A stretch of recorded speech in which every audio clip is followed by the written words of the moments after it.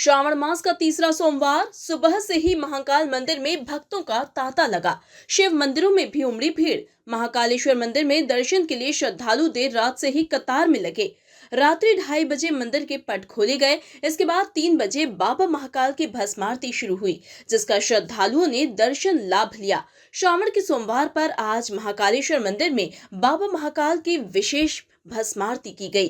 भस्मारती के पहले बाबा को जल से नहलाकर महापंचामृत अभिषेक किया गया, जिसमें दूध, दही, घी, शहद व फलों के रस से अभिषेक हुआ।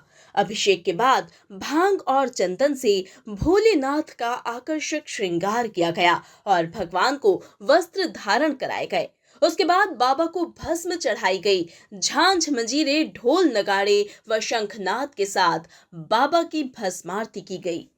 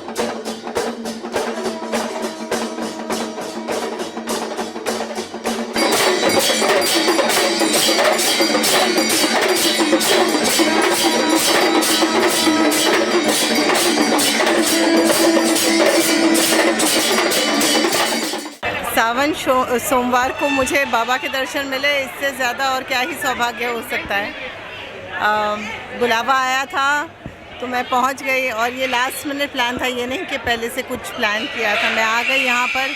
फिर मुझे हर 3 महीने में आती हूँ, तो अब लोग जान ही गए हैं, जैसे ये एक किस्म से मायका ही हो गया है।